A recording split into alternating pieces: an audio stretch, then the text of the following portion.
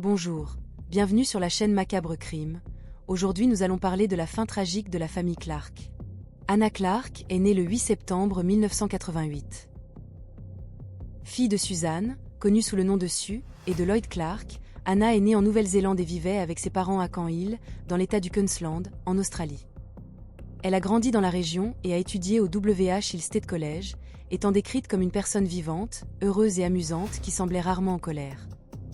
À 19 ans, en 2007, Anna a rencontré Rowan Baxter, 11 ans plus âgé et ancien joueur de rugby, ayant joué pour l'équipe des Warriors de Nouvelle-Zélande. À l'époque, Rowan vivait toujours avec son ex-femme et son fils. Lorsqu'il a été présenté à la famille d'Anna, sa mère, Sue, ne l'aimait pas beaucoup, principalement à cause de la différence d'âge et du fait qu'il vit toujours avec son ex-femme. Rowan a expliqué que cette situation était due au fils qu'ils avaient en commun. Même avec quelques réserves, les parents d'Anna ont fini par accepter Rowan petit à petit. En 2011, lors d'une promenade sur la plage, Rowan a proposé à Anna, et ils se sont mariés l'année suivante à Kingscliff. Au cours des premières années de leur mariage, la mère d'Anna a décrit son gendre comme une personne adorable.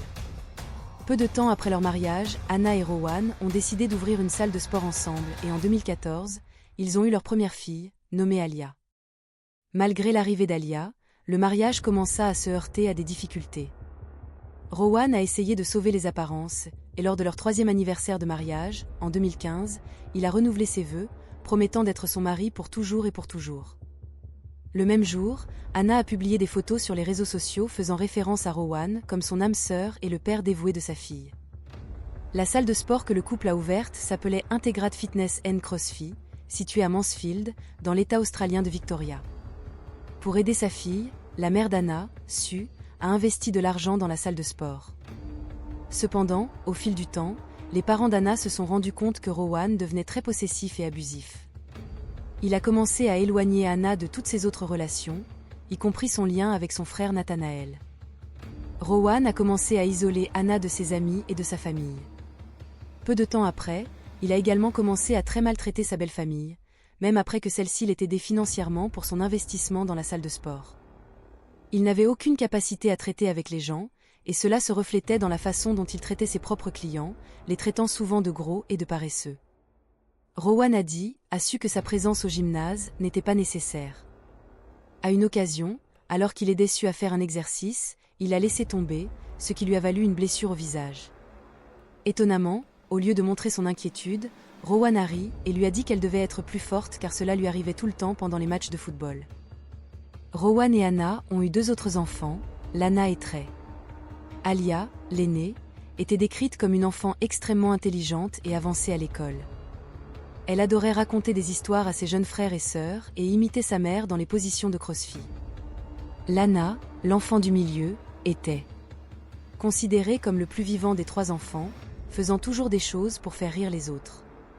Trey, le plus jeune, était un fils à maman, très gentil, passionné de sport et qui a appris à jouer au football dès son plus jeune âge. Selon Sue, sa fille Anna était une personne très heureuse, brillante et empathique, avec un sourire contagieux qui a touché la vie de nombreuses personnes. Les photos qu'ils ont partagées sur les réseaux sociaux montraient une famille heureuse et joyeuse, semblant être la famille parfaite. Les choses n'étaient pas exactement ce qu'elles semblaient être. Lorsqu'Anna s'est comportée d'une manière que Rowan désapprouvait, il a empêché sa mère, Sue, de l'aider à s'occuper des enfants. Si Sue disait quelque chose qui lui déplaisait, Rowan forcerait Anna à appeler sa mère et la supplierait de s'excuser auprès de lui. Après que Sue ait pu retourner au travail, Rowan a décidé d'interférer avec ses contacts avec ses petits-enfants, s'absentant du travail pour passer du temps avec ses enfants et s'assurer que Sue ne puisse pas les voir. Le mariage est devenu de plus en plus abusif. Anna a confié à certaines personnes proches d'elle que Rowan la forçait à avoir des rapports sexuels quotidiennement et l'étouffait souvent pendant l'acte. Les amis d'Anna savaient qu'elle n'était pas autorisée à porter des shorts courts ou du rose, conformément aux ordres de son mari. Rowan a également décidé qui elle pouvait et ne pouvait pas voir, montrant de la jalousie et de la colère, surtout si elle obtenait de meilleurs résultats que lui à l'entraînement en salle de sport. À ces occasions, il essayait de diminuer ses réalisations, l'accusant de tricherie ou disant qu'elle n'avait pas effectué l'exercice correctement. Kili Buu, une connaissance du couple, a déclaré que Rowan disait constamment à Anna qu'elle était grosse et qu'elle avait besoin de se remettre en forme. Cependant, Anna était très dévouée à sa vie de fitness. Elle a représenté le Kunstland sur trampoline pendant 4 années consécutives et s'est entraînée tout au long de ses 3 grossesses, jusqu'à au moins 36 semaines. Elle a plaidé pour la forme physique des mères. En février 2019, Anna a participé au final FIMOM de CrossFit en Nouvelle-Zélande. Elle emmenait souvent ses enfants au travail, les laissant jouer au gymnase pendant qu'elle s'entraînait. Selon des personnes qui connaissaient ou vivaient avec le couple, les enfants ont également souffert aux mains de Rowan.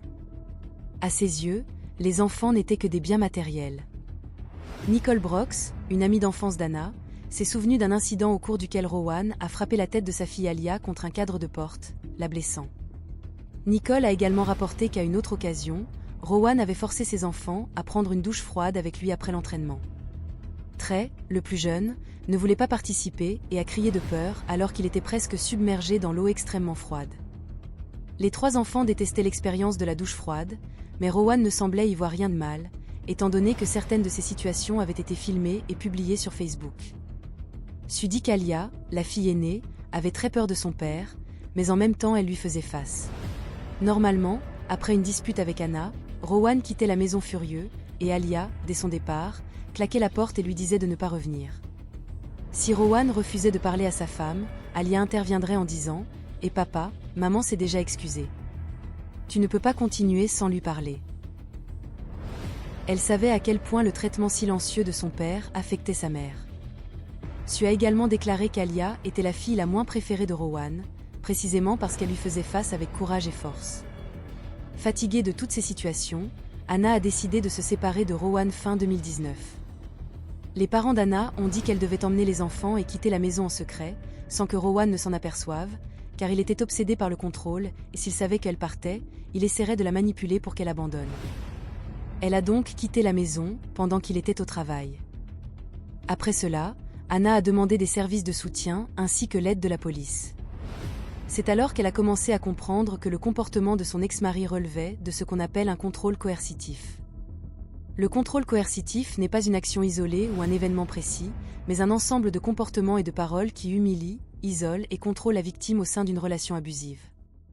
Enfin libre, Anna a pu comprendre l'étendue des abus qu'elle avait subis et a commencé à prendre des mesures pour reconstruire sa vie et celle de ses enfants, loin du contrôle oppressif de Rowan. Les victimes perdent leur liberté et, peu à peu, elles se perdent. Sudi Kana s'est demandé pendant des années si elle était réellement dans une relation abusive, car il ne l'avait jamais frappée. L'un des agents qui ont aidé Anna à ce stade était la gendarme principale Kirsten Kent. Lorsqu'Anna a donné son premier entretien au poste de police de Carindale, aucune allégation ne semblait si alarmante jusqu'à ce qu'elle révèle qu'elle était forcée d'avoir des relations sexuelles avec son mari tous les soirs. Kirsten a rapporté qu'Anna l'avait décrit comme s'il s'agissait simplement d'une autre tâche qu'elle devait accomplir, en réalité une obligation. Malheureusement, même avec cette allégation, à l'époque, la police ne disposait pas de suffisamment de preuves pour demander une ordonnance pour violence domestique, et Anna ne semblait pas vouloir emprunter cette voie à ce moment-là. Quelques jours plus tard, la PC Kirsten a vu Anna travailler au magasin Lettuce Food à Carindale, et à cette occasion, elle avait visiblement très peur. Rowan était autorisé à voir ses enfants le week-end, mais il y avait toujours beaucoup de tension entre lui et Anna à ces moments-là. Une ordonnance pour violence domestique n'a été émise contre Rowan qu'après qu'il ait décidé de s'enfuir avec sa fille Lana pendant les vacances du lendemain de Noël, le 26 décembre 2019. Ce jour-là, Rowan a pris sa fille dans ses bras devant Anna et les 2 autres enfants. L'a mise dans la voiture et est parti à grande vitesse en s'enfuyant vers Pottsville. Cet événement a abouti à l'intervention nécessaire pour protéger Anna et ses enfants. Même après des années de violence psychologique et de contrôle coercitif, Anna a finalement pu trouver du soutien et de la sécurité. Son courage en rapportant son expérience et l'aide de la police ont été essentiels pour briser le cycle des abus et commencer à reconstruire sa vie. Les actions de Rowan, en fuyant avec Lana, ont été la goutte d'eau qui a mis en évidence la gravité de la situation, permettant aux autorités de prendre des mesures pour protéger la famille d'Anna. Dans le nord de la Nouvelle-Galles du Sud, en Australie, Rowan a finalement rendu sa fille à Anna quelques jours après l'avoir emmenée. Durant cette période, un des voisins, inquiet, a appelé la police, qui s'est rendue au domicile d'Anna. L'un des officiers présents, Luc Herba, a parlé avec Anna et la conversation a été enregistrée par sa caméra corporelle. Malheureusement, comme il n'y avait aucune ordonnance d'interdiction contre Rowan à ce moment-là, la police ne pouvait pas faire grand-chose car il était le père biologique de l'enfant et avait le droit d'être avec elle. Au cours de l'incident, Rowan a également appelé la police alors qu'elle était encore avec sa fille, mentant sur le fait que l'enfant montait volontairement dans la voiture et parlant presque avec dérision de la façon dont Hannah avait tenté de récupérer sa fille sous sa garde. Après le retour de sa fille, Hannah a demandé conseil au service de lutte contre la violence domestique de Brisbane, où un employé l'a classée comme victime à haut risque car elle avait été étouffée par son ex-mari pendant les rapports sexuels. Malheureusement, cette information n'a pas été transmise à la police. Rowan était de plus en plus déstabilisé, dominé par la paranoïa. Après la séparation, il a dû vendre la salle de sport qu'il possédait avec Hannah et il était déjà à court d'argent. Malgré les nombreuses révélations faites à la police à l'époque, Rowan a insisté sur le fait que tout ce qui se passait n'était pas de sa faute. Le 29 décembre 2019, des policiers lui ont signifié une ordonnance de protection policière. Après avoir quitté la maison où elle vivait avec Rowan, Hannah est retournée vivre avec ses parents. Elle a même dit à certains proches qu'elle était très heureuse de retrouver ses parents, même si elle traversait quelques difficultés, mais qu'elle se sentait en sécurité. Le mois suivant, en janvier 2020, Hannah a trouvé des notes inquiétantes sur le téléphone portable de Rowan. Dans l'un d'eux, il disait qu'il était sûr que leur mère allait manquer à ses enfants. Sur une autre note, il a déclaré qu'elle ne pouvait pas détruire la vie de quelqu'un de cette façon. Ces notes soulignent en outre la gravité de la situation et la nécessité de protéger Hannah et ses enfants. Le comportement de Rowan démontrait un désespoir et une instabilité croissants, rendant la menace qu'il représentait encore plus claire. Rowan ne pouvait pas accepter la fin de la relation et exprimait son désespoir à travers des notes inquiétantes. Dans l'un d'entre eux, il a déclaré « Vous savez combien il est difficile d'aller au lit tous les jours sans vos enfants. J'aimerais que vous essayiez au moins. Vous avez détruit ma vie et je ne peux tout simplement pas avancer. J'espère que tout cela valait la peine. Et c'est pour toi et ta famille. Je mets fin à ton jeu. Je ne veux plus jouer. » Toujours en janvier, Rowan a attaqué Hannah alors qu'elle laissait les enfants chez elle. Après cette attaque, une ordonnance d'interdiction a été émise contre lui. À ce moment-là, Hannah a remarqué qu'il y avait des photos d'elle en sous-vêtements à l'arrière de la voiture de Rowan. Lorsqu'elle a essayé de prendre ces photos, il lui a attrapé et lui a tordu le bras si fort que cela a laissé une grande marque rouge. Certaines personnes pensent qu'il tenterait d'utiliser ces photos comme preuve devant le tribunal, affirmant qu'elle les lui avait envoyées, suggérant qu'elle souhaitait toujours entretenir des relations avec lui. À l'époque, les agents ne savaient pas encore que Rowan avait déjà des antécédents criminels pour agression en Nouvelle-Zélande, où il avait attaqué un cycliste lors d'un incident de rage au volant. Avec l'ordonnance d'interdiction émise, Rowan ne pouvait plus s'approcher d'Hannah et devait se maintenir à une distance minimale de 20 mètres d'elle. Des amis proches ont commencé à réaliser que Rowan était hors de contrôle. Il a avoué à un ami qu'il s'était rendu chez Hannah en voiture avec une corde, du ruban adhésif et un couteau, mais qu'il n'avait finalement pas réalisé ce qu'il avait prévu. Ian Koff, l'un des amis de Rowan, a rapporté qu'il se vantait d'avoir laissé un iPad chez Hannah pour enregistrer ses conversations. La situation est devenue de plus en plus tendue et dangereuse. L'agressivité et l'obsession de Rowan ont augmenté, montrant clairement la menace qu'il représentait pour Hannah et ses enfants. Son comportement, marqué par la violence et la manipulation, a renforcé la nécessité de mesures de protection et d'intervention pour garantir la sécurité de la famille d'Hannah. Rowan aurait laissé l'iPad chez Hannah lors d'une de ses brèves visites pour récupérer les enfants, l'utilisant pour enregistrer les conversations qu'elle avait eues. Dans l'un de ces enregistrements, Hannah parlait à sa mère et toutes deux mentionnaient que Rowan était, entre autres, narcissique. En février, Rowan a été vu dans un magasin Bunning Warehouse en train d'examiner les moteurs et le carburant. Sur place, il achète un jerrycan, des pinces et des nettoyants pour surface. Le 18 du même mois, il s'est rendu dans une station-service Caltex et a rempli le galon de près de 5 litres de carburant, en plus d'acheter des chocolats et des sucettes Kinder. Toujours le 18, il a appelé une ligne d'assistance téléphonique pour hommes, exprimant son intérêt à participer à un programme de changement de comportement de 10 semaines. Cependant, il n'a pas raconté toute l'histoire, omettant la façon dont il a traité Hannah et les enfants, et n'a mentionné que la phase finale de la relation, accusant son ex-femme d'être responsable de la perte de la famille. Il a menti en disant qu'Hannah contrôlait le moment où il pouvait voir ses enfants et que le 26 décembre, lorsqu'il avait emmené de force sa deuxième fille, elle l'aurait volontiers accompagnée. L'opératrice lui a fourni plusieurs numéros d'aide psychologique, mais ils étaient tous occupés lorsqu'il a essayé d'appeler. Rowan n'était pas satisfait du partage de la garde des enfants. Il voulait passer 50% de son temps avec les enfants, mais Hannah lui permettait d'y passer 3 jours par semaine et 4 jours la semaine suivante. Cela ne lui suffisait pas. Le 19 au matin, Anna quittait la maison de sa mère lorsque la situation est devenue encore plus critique. Les tensions étaient à leur plus haut niveau et les actions de Rowan montraient qu'il était prêt à prendre des mesures drastiques. Il a acheté du carburant, ce qui indiquait un plan dangereux, et son comportement manipulateur et mensonger a continué à accroître l'inquiétude de tout son entourage. À Camp Hill, Anna était avec ses 3 enfants lorsqu'elle a été surprise par Rowan, armé d'un couteau et portant un bidon d'essence. D'une manière ou d'une autre, il a réussi à tendre une embuscade à Anna et s'est introduit de force dans la voiture familiale, lui ordonnant de conduire. Désespérée, elle a commencé à lui crier de sortir de la voiture, mais elle a été ignorée. Anna a parcouru environ 200 mètres avant de s'arrêter devant une maison, où elle a commencé à crier à l'aide. Un voisin, Michael Zem, lavait sa voiture lorsqu'il a vu Anna à l'intérieur de la voiture en train de crier. Elle a crié « Lui appelle la police, il essaie de me tuer, il m'a jeté de l'essence ». Soudain, la voiture a explosé et les fenêtres des maisons environnantes ont tremblé sous la force de l'explosion. Les voisins ont tenté d'éteindre le feu alors qu'Anna et Rowan étaient consumés par les flammes. Anna criait sans cesse et tout le monde pouvait voir le nuage noir de fumée venant de la voiture. Les enfants étaient attachés sur la banquette arrière et ont également été consumés par l'incendie. Les voisins ont réussi à éteindre les flammes qui brûlaient les corps d'Anna et Rowan. Alia, la fille aînée, avait 7 ans. Leyana, celle du milieu, avait 4 ans. Et Trey, le plus jeune, n'avait que 3 ans. Les services d'urgence sont arrivés sur les lieux et ont trouvé Anna avec 97% de son corps brûlé. Même dans son état critique, elle a essayé d'en informer les autorités autant que possible avant d'être emmenée au Royal Brisbane and Women's Hospital, où elle est décédée quelques heures plus tard, à l'âge de 31 ans.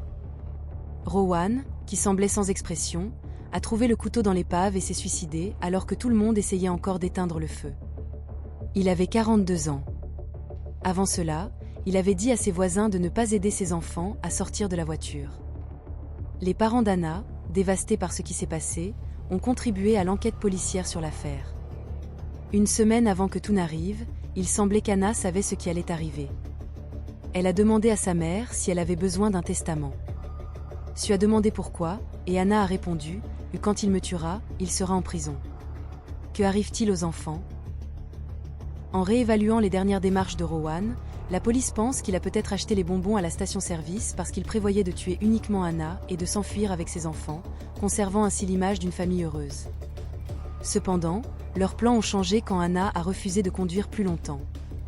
Les parents de Anna, Sue et Lloyd, se présentaient quotidiennement au tribunal pour aider la police pendant l'enquête. La tragédie a profondément marqué la communauté et a mis en évidence la gravité du contrôle coercitif et de la violence domestique. Après ce qui s'est passé, tout le monde était prêt à aider de toutes les manières possibles. La police a reçu des recommandations visant à modifier radicalement la manière dont elle répond aux situations de violence domestique. Cela comprenait le test d'un commissariat de police multidisciplinaire offrant des services de soutien, tels que le logement et la sécurité des enfants. Selon les parents d'Anna, elle pensait que Rowan la suivait de manière obsessionnelle. Ce soupçon est né du fait qu'il savait souvent où elle se trouvait et semblait détenir des informations qu'il n'aurait pas dû avoir. Anna a dû changer de résidence à plusieurs reprises. À certains moments, Rowan lui envoyait des messages suspects et étranges. Le père d'Anna a déclaré que Rowan sentait qu'elle souffrait beaucoup et voulait la garde des enfants à 50%. Cependant, la famille Clark savait que cela ne serait pas réalisable, car Rowan ne travaillait pas et n'avait pas les moyens financiers de subvenir aux besoins de la famille. Les parents d'Anna tentent toujours de comprendre ce qui a poussé Rowan à commettre les meurtres suivis de son suicide. Les forces de l'ordre pensent que la raison est simple. Rowan Baxter était un homme méchant, et à partir du moment où il a décidé de tuer Anna, rien ne pouvait l'arrêter.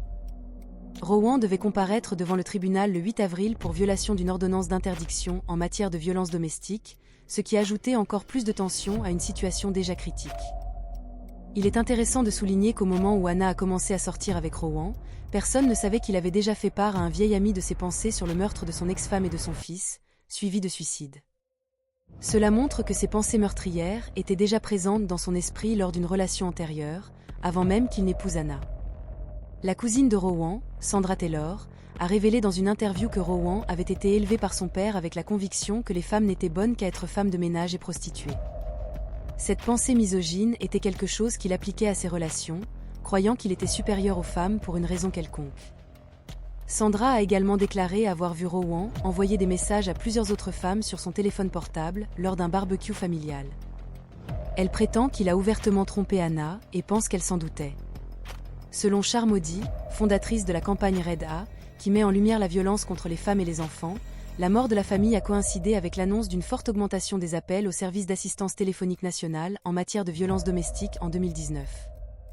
De nombreuses femmes qui ont appelé n'ont pas répondu. Cette ligne d'assistance, 1800 Respect, a vu le nombre d'appels doubler entre 2016 et 2017, avec une augmentation encore plus importante en 2018 et 2019, par rapport au reste du monde. L'affaire a suscité un large débat sur les mesures à prendre en matière de violences domestiques à l'égard des femmes et a donné lieu à des mouvements dans le pays pour améliorer et rendre les lignes d'assistance plus efficaces. Laissez votre like, abonnez-vous à la chaîne et commentez le cas que vous aimeriez voir ici. Rendez-vous dans la prochaine vidéo. Bye bye.